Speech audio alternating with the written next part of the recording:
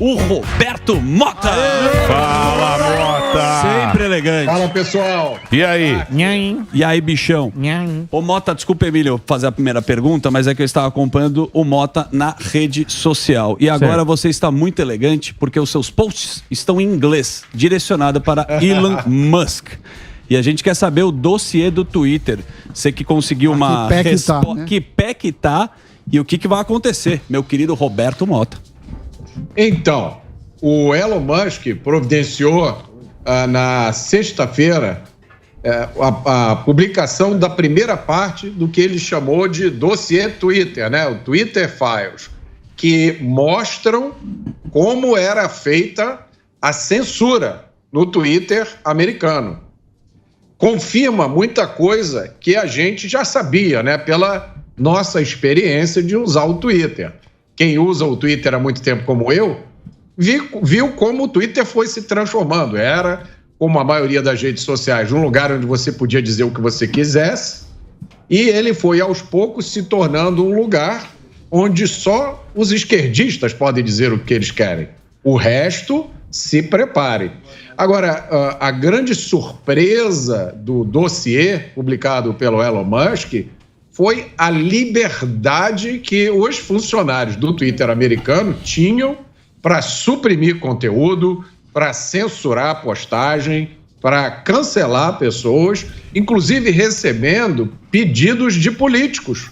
O Elon Musk publicou uma série de e-mails mostrando um político lá qualquer, geralmente, na maioria dos casos, do Partido Democrata, de esquerda. Ele não gostava de uma coisa que você publicou, ele mandava um e-mail para um amigo lá, um funcionário do Twitter, e minutos depois a sua postagem estava apagada, você estava cancelado, ou coisa pior, por exemplo, eles marcam a sua postagem como insegura, e aí ninguém tem coragem de clicar na sua postagem, né? Então, isso foi publicado na sexta-feira à noite. No sábado de manhã, eu peguei esse fio do Twitter e traduzi todo. Então, quem entrar lá no meu Twitter, rmota2, vai ver a sequência de informações e tudo isso acompanhado de documento de dentro do próprio Twitter. Ô Mota, tudo bem, lá nos Estados Unidos é diferente, né? Porque cada estado, a eleição ela é dividida pelos estados, tal, não sei o quê, e lá não tem um TSE, não tem nos Estados Unidos um órgão, uma justiça de eleição. Aqui é diferente.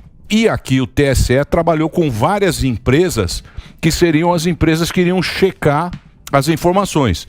Baseado nas fake news, que são aquelas notícias duvidosas, eles contrataram várias pessoas, ou não sei se foi uma colaboração com essas pessoas. E a gente viu aqui pender muito mais para um lado do que para o outro. Como será isso aqui no Brasil? Ou aqui não vai acontecer absolutamente nada? Pois é, Emílio, aí o Brasil, quando você bota o Brasil na história, a gente tem que fazer uma diferenciação entre duas situações. Uma situação, que é essa que aconteceu nos Estados Unidos, e que também aconteceu muito aqui, ela não envolve nada judicial. É apenas uma decisão de um funcionário do Twitter que olha para uma postagem sua e fala: isso aqui é discurso de ódio, isso aqui é coisa de extrema direita, e exclui a sua postagem ou cancela você, sem dar satisfação a ninguém. Isso é uma situação. A outra, que até onde eu sei é peculiar aqui do Brasil, é quando a rede social recebe uma ordem judicial. E aí, evidentemente, cabe discussão se essa ordem judicial é democrática, é constitucional, é legal, né? Existem boas opiniões jurídicas dizendo que essas ordens judiciais não encontram amparo na Constituição. Mas, de qualquer jeito, a rede social recebe uma ordem judicial dizendo: tira esse cara do ar. Aí, o que a rede social tem que fazer é seguir, cumprir a determinação judicial e, se for o caso, recorrer. Agora, o primeiro caso em que a censura é imposta pela própria rede social, isso aconteceu também aqui, eu acho que 100 vezes mais do que casos em que tem ordem judicial, né? Essa censura por vontade própria da rede social onde você tem lá uma pessoa com 23, 24 anos, nunca fez nada na vida, né? Que, inclusive, é uma das coisas que a publicação do Elon Musk chama a atenção, que pessoas encarregadas dessa atividade de moderação de conteúdo não têm conhecimento básico sobre direito à liberdade de expressão, nunca tiveram nenhuma informação sobre isso e não se importam. São pessoas que realmente acham que só um tipo de opinião pode ser dado. Se for um tipo diferente, essas opiniões têm que ser suprimidas. Então, esses casos, eu tenho certeza, Emílio, que aqui no Brasil foram em muito maior quantidade do que nos Estados Unidos, e eu estou pedindo para o Elon Musk publicar a parte Brasil desse dossiê, né? E, ô Mota, entrando nessa questão, até repercutindo o que o Superman falou do Tarcísio, que o Tarcísio disse que o Bolsonaro deveria se concentrar a fazer oposição. Como é que você faz a oposição quando a oposição é completamente limada do debate, sendo na internet ou até mesmo em emissora? Impossível, não existe. O que está acontecendo no Brasil nos últimos 3 anos desafia a compreensão. Se você pegar o livro 1984 do George Orwell, juntar com A Revolução dos Bichos, também do George Orwell, juntar com Admirável Mundo Novo, do Aldous Huxley, pega um monte de livro de distopia e você não consegue chegar no que está acontecendo hoje no Brasil, porque a você foi tirado o próprio direito de descrever o que está acontecendo. Então, nós que vivemos da comunicação, jornalistas, comentaristas, hoje tem uma tarefa impossível, que é explicar para as pessoas o que está acontecendo, mas sem dizer uma série de palavras, né, sem mencionar uma série de frases, sob pena de ser relegado à terra de ninguém do cancelamento, que é o que está acontecendo a cada dia, acontece com mais pessoas. Então, é uma coisa extremamente bizarra o que acontece hoje. Mas você acha que os parlamentares vão ficar quietinhos? Já foi a Bia Kiss, foi outro aí. São ao total... Não, mas teve 2 aí. Então, o Júnior Amaral, agora nessa toada, e Carla Zambelli e Bia Kiss. Mas ao total já são 10 parlamentares, 10 deputados federais que têm as redes bloqueadas. Você acha que esses caras vão ficar quietos, Mota? Ô Emílio, eu acho que o Congresso deu uma pisada de bola fenomenal lá atrás, no caso do Daniel Silveira. No Maia, mas era o Maia. Entregou um deles, né? E assim, para mim, não interessa muito o contexto. Eu acho que se você tem convicções e se você foi eleito em cima dessas convicções, você disse que ia fazer isso e aquilo, que os seus valores eram esses. Na hora que você senta na sua cadeira no Congresso, aí tudo muda, você passa a agir de acordo com a sua conveniência, com a sua segurança e com os seus interesses. Eu acho que o Congresso cometeu uma pisada de bola fenomenal naquele momento. Não é tarde demais para o Congresso recuperar. Acho que tem uma oportunidade enorme aí. Mas eu tenho a impressão que a maioria dos nossos parlamentares ainda não acordou. Eles estão com aquela impressão, sabe? Quando você estava no colégio, no 2º grau, e tinha aquele valentão do recreio. Sim. Aquele valentão que no recreio batia em todo mundo. E aí você fica com a esperança de que se você ficar amigo dele, né, der um chiclete para ele, comprar uma Coca-Cola para ele, que você vai escapar de apanhar. Você vai apanhar mais cedo ou mais tarde. Não tem como, né? Eu acho que os nossos parlamentares, com algumas importantes exceções que a gente viu, acho que foi semana passada, né, numa sessão no Congresso muito importante, para você ver, né, é um tempo tão bizarro que a gente está vivendo que a maioria da mídia não noticiou o que aconteceu naquela sessão do Congresso. Mas eu acho que ainda é tempo dos nossos congressistas acordarem, porque esse despertar virá, de um jeito ou de outro. O valentão do recreio não vai esquecer de ninguém. Boa. Eu vou só fazer um break aqui pro Reginaldo, que o Reginaldo quer um break e eu sempre atendo o Reginaldo. Então, por favor, um break pra rede de rádio, a gente continua aqui na TV com o Mota. Quem tem pergunta? Eu tenho. O Sami. Mota, você deve estar acompanhando essa novela da PEC do estouro, se fala em 198 bilhões de um lado, numa eventual desidratação. Aí tem gente que fala que não vai assinar e vai para o Supremo. Qual que é a sua aposta, assim, dos próximos capítulos? Porque isso tem mexido bastante na economia, mexido no mercado financeiro e, no limite, até com orçamentos que empresários farão, o que impacta em desenvolvimento, renda, empregos. Pois é, Sami, eu vou escolher as minhas palavras com cuidado aqui, porque é uma responsabilidade muito grande. Com tudo que a gente diz aqui repercute na vida, repercute no espírito de milhões de pessoas, né? Eu não sou otimista. Eu não consigo ver essa turma da carreta furacão fazendo nada diferente de causar o maior prejuízo que estiver ao alcance deles. Porque a mentalidade deles sempre foi essa. Eu não vejo nenhuma razão para que ela tenha mudado, pelo contrário, eu vejo razão para que ela tenha ficado mais aguda, né? Essa necessidade de criar mecanismos para escapar dos mínimos controles que existem hoje. Porque eles não acreditam nisso, né, Sami? Eles não acreditam num Estado limitado. Essa turma não entende o que a Margaret Thatcher explicou, que não existe dinheiro do governo. O dinheiro do governo é o nosso dinheiro. Isso não cabe na mentalidade deles. A maioria dessas pessoas são pessoas que passaram a vida inteira vivendo, parasitando o Estado, de uma forma ou de outra, né? Passando de um carguinho aqui para uma assessoria ali, para uma diretoria de estatal. É uma questão conceitual. Eles nunca dirigiram uma empresa, eles não sabem o que é chegar no final do mês e ver, olha, eu faturei tanto, eu tenho que pagar minha folha de pagamento, eu tenho que recolher imposto, como é que eu vou fazer para sobreviver? Então eu sou pessimista em relação a isso. Eu acho que eles brincam com os números para eles não significam nada. 200 bilhões, 600 bilhões, 800 bilhões.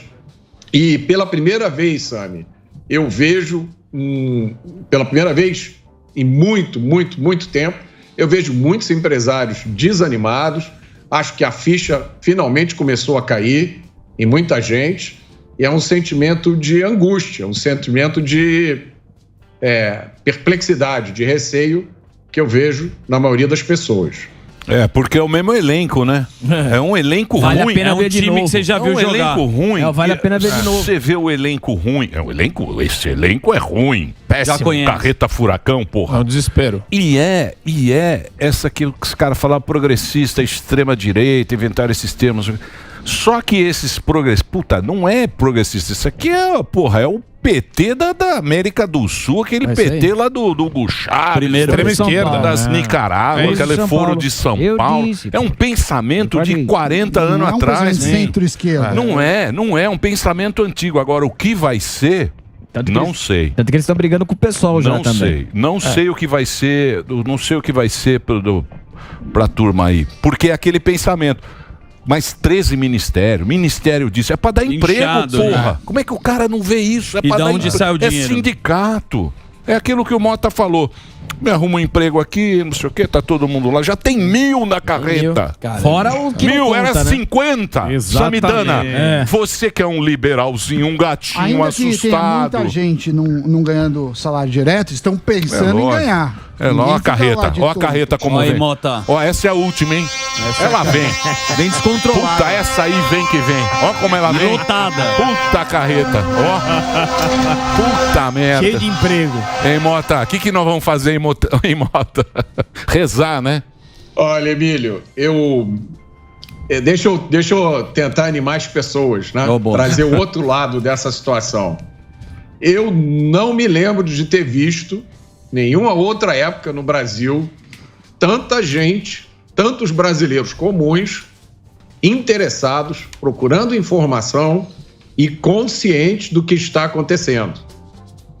Eu poderia ficar aqui citando inúmeras situações. Isso deve acontecer com vocês também, certamente, né? Encontro pessoas na rua, de todas as origens, em todos os lugares, e as pessoas vêm falar comigo com informação, com consciência sobre o que está acontecendo, que é uma coisa inédita. Não sei se eu já contei esse caso aqui. Eu recebi uma carta todo dia na minha live diária, eu leio mensagens dos espectadores, né? E uma senhora me contando que ela foi tomar caldo de cana numa dessas barracas de feira, que vende pastel e caldo de cana, e que a senhora que servia o pastel e o caldo de cana começou a conversar com ela sobre jurisprudência do Supremo Tribunal Federal, sobre teto de gastos, sobre transição, assim, com um conhecimento que deixou a pessoa completamente abismada. Então, eu acho que esse é o outro lado dessa moeda. Talvez a democracia brasileira, talvez a nossa república esteja passando por um processo de amadurecimento que requer... Também não precisava tanto sofrimento assim, né? Mas o cidadão brasileiro, de repente, ele está acordando muita coisa, ó, que eu falava no meu livro, A Construção da Maldade.